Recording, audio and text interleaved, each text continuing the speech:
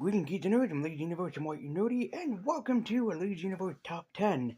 And this one you honestly should have seen coming, as Spider-Man Noir had just hit the scene recently, and it got so many people talking. It had so many enemies or villains of the series revealed already as it is.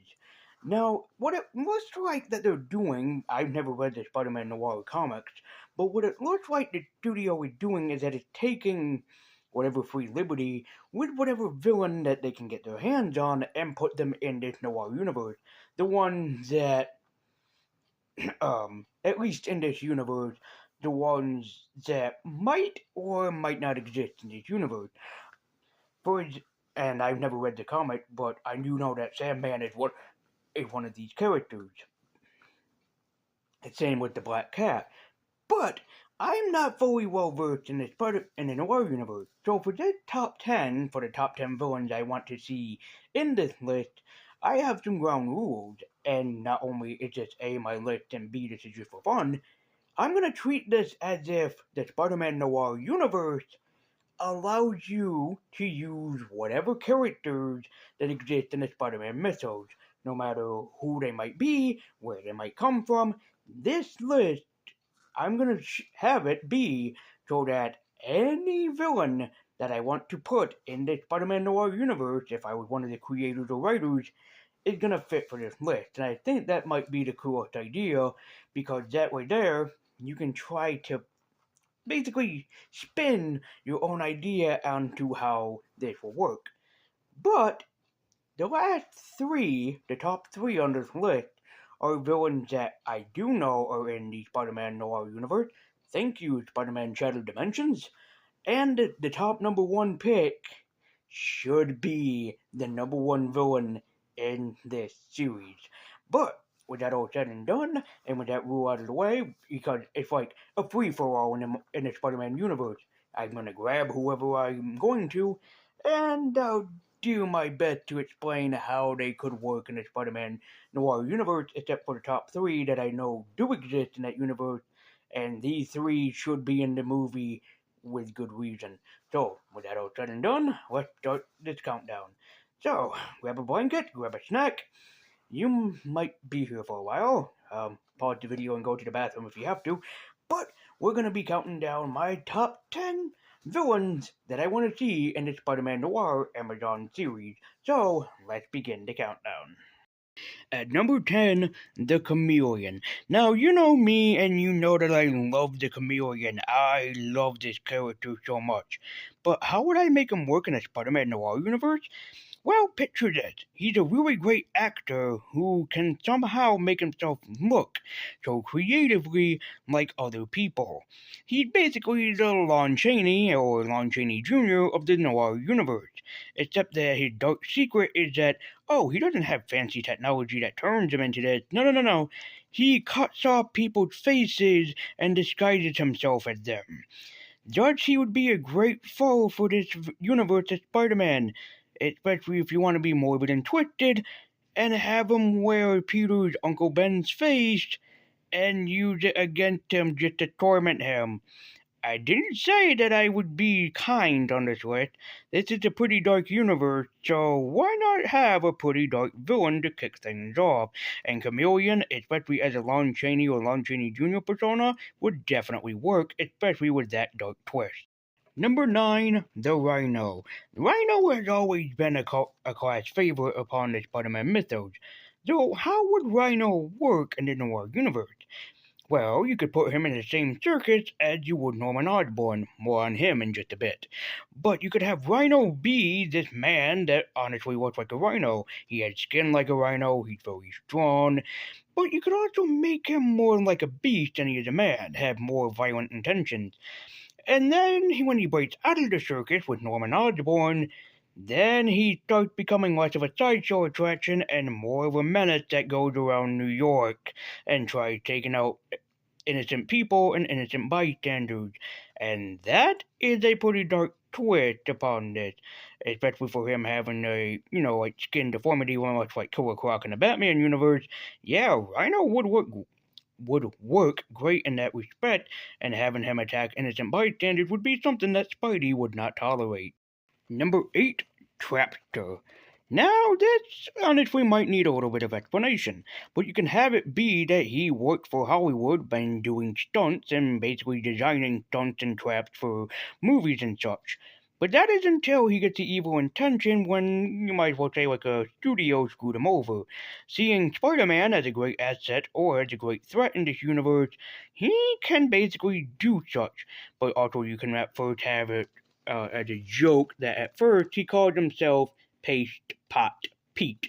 But then he later on transformed into the trickster at Trapster, and yeah, he really gives Spider Man a run for his money as he's able to use his brilliant mind to design traps that Spider Man could not really escape from in some capacities, or he could put innocents in harm's way that Spider Man would have to save as quickly as possible because Trapster, he is a pretty intelligent villain that could really give Peter in this universe a run for his money. Number 7, the Scorpion. Yes, Scorpion in this universe would be so fantastic. In fact, you could do the same origin as what you did as you would with Rhino. Have him be a man that had a deformity that somewhat his body morphed into that of almost a scorpion. And just yes, he can use toxins and venoms just like a scorpion would. Thus his sting is very deadly and could harm Spider-Man. Well, you could also have a twist in the storyline is that he stings one of Spidey's partners, like Black Cat, for example, and so Spider-Man had to find a serum or an antitoxin to save her life.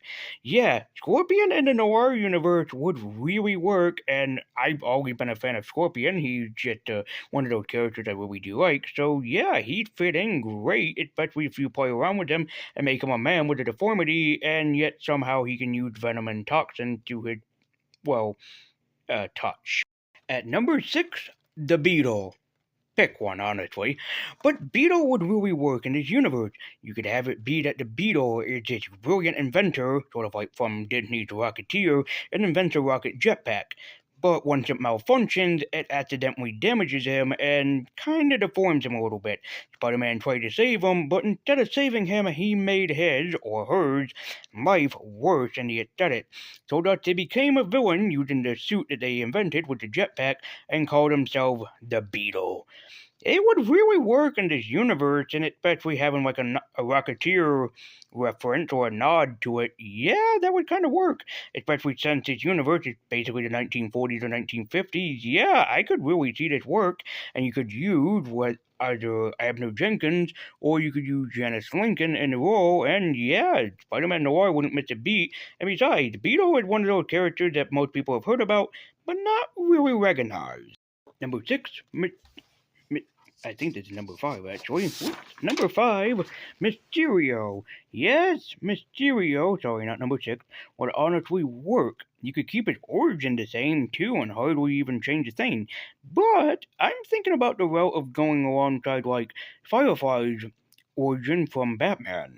Same what I did with the Beetle. You could have it be that he was a brilliant stuntman instead of, like, a brilliant special effects artist, or you could have him as a special effects artist, but unfortunately, one of his special effects went haywire and really scarred him dramatically.